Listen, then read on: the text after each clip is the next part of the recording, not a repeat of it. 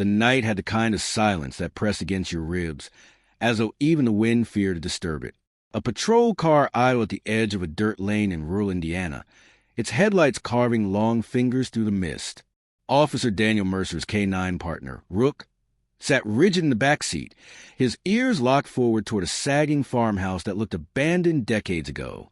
Daniel had seen his dog alert on drugs, on guns, on people hiding in crawl spaces, but never like this. Rook wasn't just watching.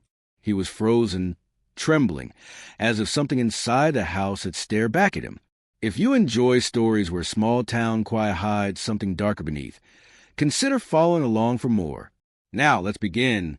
The farmhouse leaned against the night, like a drunk who hadn't yet hit the dirt. Its paint had long since bled into gray wood, and the roof sagged in the middle, as though weighed down by secrets. Daniel killed the engine. Gravel popped beneath his boots when he stepped out, the cold mist dampening his breath into clouds. Rook pressed against a rear window, whining low, pupils blown wide. "What the hell's got into you, boy?" Daniel muttered, opening the back door. The Belgian Malinois bounded out, but instead of circling as usual, he locked up 10 feet from the porch, every muscle taut. His hackles rose like tiny knives. Daniel thumbed his radio. "Dispatch, this is Unit 12. Checking out an abandoned property off Barrow Road. Possible disturbance. Stand by." Static hissed back. Then, "Copy that, Unit 12. Do you need backup?" Daniel hesitated. His gut said yes, but pride shoved the word down. He was already under scrutiny after the traffic stop last month, where a suspect's broken wrist had turned into a formal complaint. He needed to show control. Negative. Just a walkthrough. He clicked the radio off and immediately regretted it. The porch groaned when he mounted the steps. A hand-painted sign still clung to one of the pillars, its letters almost erased by weather. Lindholm. Daniel pushed the door. It gave too easily, swinging inward with a sigh that echoed through the empty rooms. Inside smelled of dust and copper. His flashlight beam caught wallpaper peeling in strips, sagging furniture mummified beneath yellow sheets, a child's tricycle tipped on its side in the corner. Rook followed, but with reluctance, nails clicking slow and hesitant. Halfway into the front room, the dog stopped dead, shoulders quivering. His gaze was fixed, unyielding, on the hallway leading deeper inside. Daniel felt it too. The house was empty, yes, but not vacant. It carried that charged stillness of a church before confession. He swallowed, cleared fast, and were gone. He moved down the hallway. His flashlight swept past old photographs lining the wall.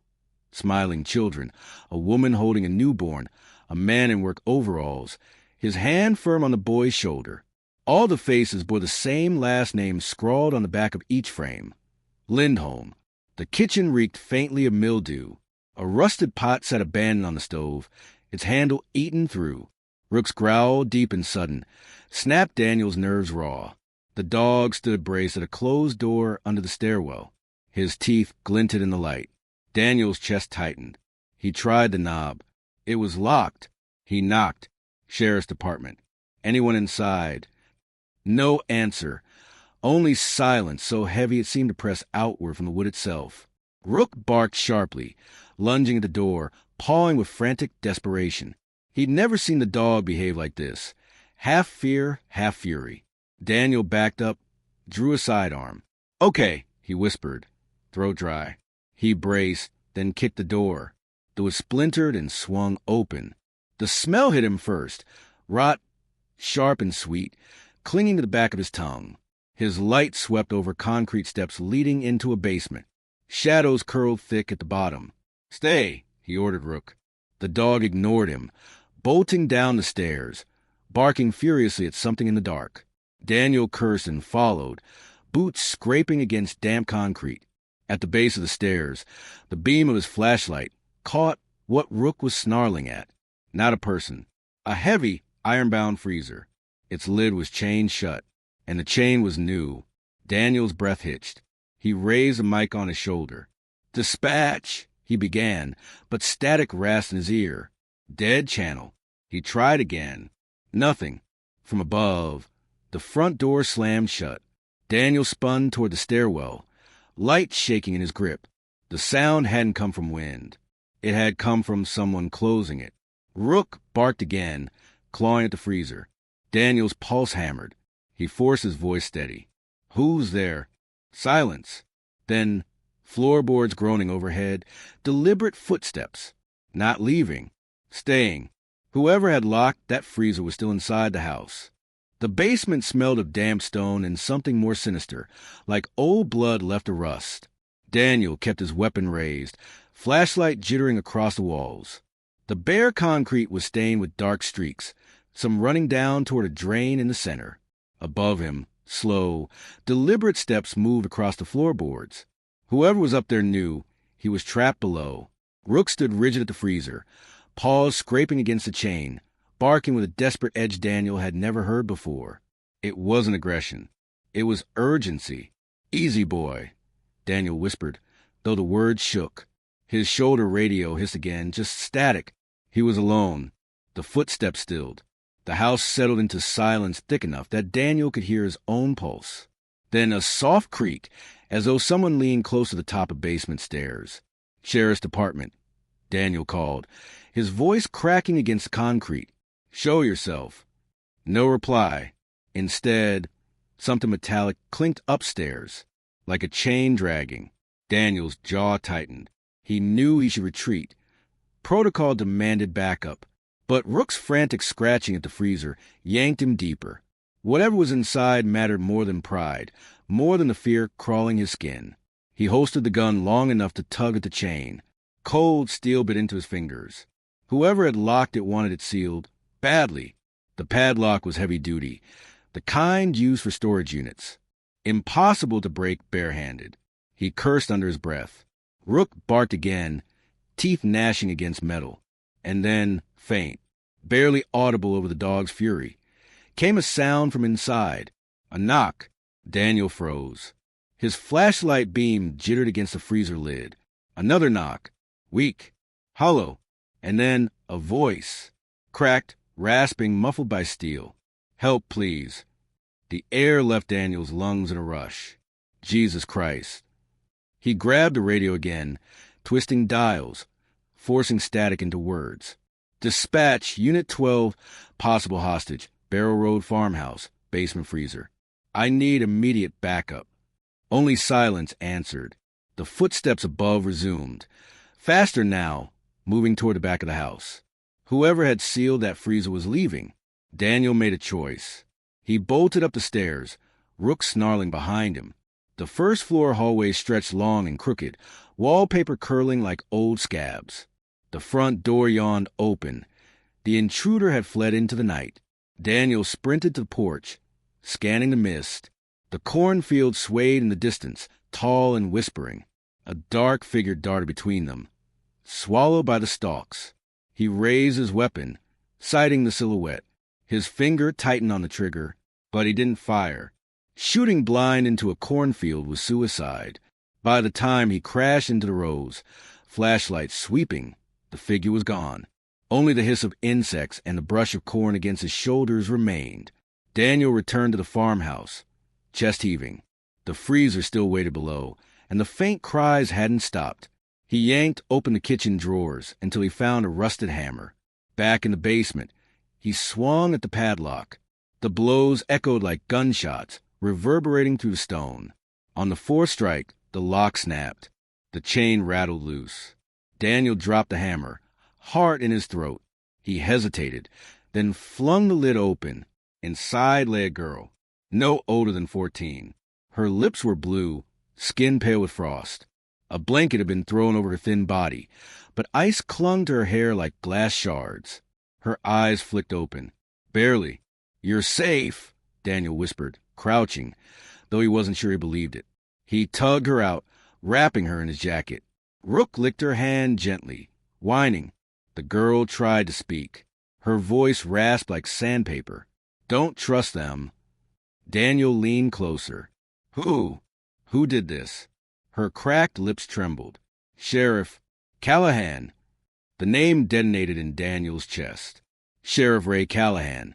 His boss, the man who'd vouched for him after complaint last month. The one person keeping his career afloat. Daniel stared at her in disbelief. No, you must be confused. But the girl's eyes, clouded, fading, held nothing but certainty. Callahan, she repeated, then sagged limp in his arms. Daniel's hands shook as he checked her pulse. Faint but present. He carried her up the stairs, Rook pacing anxiously at his side. His mind reeled. If what she'd said was true, calling for backup could sign her death warrant, and his. Headlights flared through the mist outside, cutting across the yard. A cruiser. Relief surged until he saw the figure climbing out, Sheriff Ray Callahan himself. His wide frame moved with calm authority, the kind that carried decades of control. His eyes landed on Daniel in the doorway, jacket wrapped around the half-conscious girl. Well, Callahan said, voice deep, steady. Looks like you've stumbled onto something. Daniel's throat tightened. His finger brushed the grip of his sidearm. Callahan's gaze lingered on the girl, then lifted to Daniel. His smile didn't reach his eyes. Why don't we talk inside? The farmhouse's walls seemed to press inward as Callahan stepped over the threshold, boots heavy on warped floorboards. He didn't even glance at the peeling wallpaper or the broken lock on the basement door. His eyes stayed fixed on the girl shivering in Daniel's arms. Rook stood between them, hackles up, teeth bared. The growl in his chest rumbled like a warning drumbeat. Call your dog off, Callahan said softly, not looking away from Daniel. No reason to make this ugly. Daniel adjusted his grip on the girl. She said your name. Callahan chuckled. People say a lot of things when they're scared. The word slid out too smoothly, practiced. Daniel felt a knot in his gut tighten. Don't play me, Daniel said, his voice sharper now. She didn't guess. She knew. Callahan's face remained unreadable, but his hands stayed in plain sight. You've been itching to prove yourself ever since that complaint. Think Mercer. You show up with a half-dead runaway claiming the sheriff's behind it. What's the department going to think? That you're a hero? Or that you're desperate, framing the one man still protecting you? The words cut deeper than Daniel wanted to admit. Callahan was right about one thing. Without him, Daniel's career was dangling by a thread. The girl stirred weakly in his arms, whispering, "Don't trust." Her voice dissolved into a ragged cough. Callahan's eyes darkened. Hand her over. We'll get her to a hospital. I'll handle the rest. Every instinct screamed not to, but the sheriff's authority carried weight. It could bury Daniel if he pushed back. His hands shook, torn between obedience and conscience. Rook growled louder, inching closer to Callahan, as though he could sense the rot beneath the uniform. Callahan finally moved, just slightly, resting one hand on his belt. Not his gun, a set of car keys. Mercer, he said calmly. You need me. Don't throw it away on a half-frozen girl who probably doesn't know her own name. But Daniel saw something flicker in his expression, a sliver of impatience, maybe fear. Callahan wanted the girl gone. Out of sight, silenced. That told Daniel everything. His pulse thundered in his ears. No, he said quietly. Not this time. The sheriff's smile slipped. For the first time in years, Daniel felt the balance of power shift. Not because he had more authority, but because he finally stopped fearing the loss of it. Callahan's hand drifted closer to his holster. Careful, he warned. Rook lunged first. Snarling, he clamped onto Callahan's sleeve, dragging the bigger man sideways. The sheriff's gun came halfway free before Daniel kicked away, the clatter echoing across the empty room. They grappled, Daniel pinning Callahan against the wall with a surge of adrenaline he didn't know he had left. Years of repressed doubt, guilt, and loyalty torn apart in one violent push. You think no one will believe me? Daniel hissed, face inches from Callahan's. Then explained the freezer. Explained the chains. Callahan bared his teeth.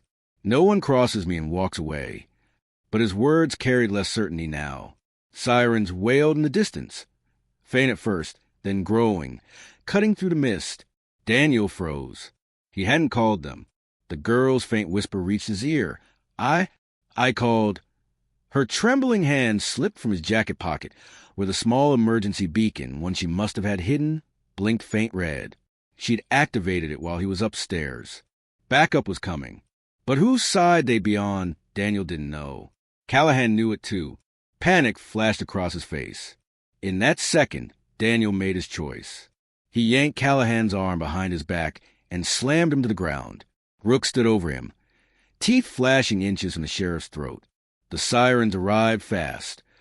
3 cruisers pulling into the yard, red and blue slicing through the mist. Deputies spilled out, weapons drawn. For a heartbeat, no one moved. Daniel, standing over the sheriff of Barrow County, gun in hand. The girl limp in his arms. Rook snarling like the embodiment of truth itself. "Lower your weapon, Mercer," one deputy barked. Daniel's voice shook, but held. The freezer. Basement. Go look. The deputies hesitated. Then one Deputy Hale, the only one Daniel halfway trusted, slipped past and disappeared down the basement stairs. Silence stretched long enough to choke. When Hale returned, his face was pale, his eyes haunted. He didn't say a word, just nodded once, stiffly at the others. The shift was instant. Guns lowered. Eyes turned, not on Daniel, but on Callahan.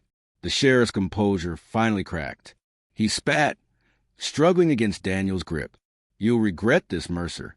All of you." But no one moved to help him. They cuffed Callahan right there on the rotting floorboards, the weight of his betrayal sinking the room into silence. 2 weeks later, the Lindholm farmhouse had been torn down. The county claimed it was to remove a hazard, but Daniel knew the truth. It was to erase what had happened there. Still, the memory clung like smoke. The girl, Emily Lindholm, was recovering slowly in a foster home out of town. She barely spoke, but when she did, she asked about Rook. As for Daniel, he was suspended pending investigation. The department needed to sort out what had happened, how deep Callahan's ring had run. For once, Daniel didn't care about the badge. He sat on his porch one evening, the fields golden under a fading sun. Rook lay at his feet, head resting heavy on his boots. The world felt quieter, though not cleaner. Emily's words haunted him still.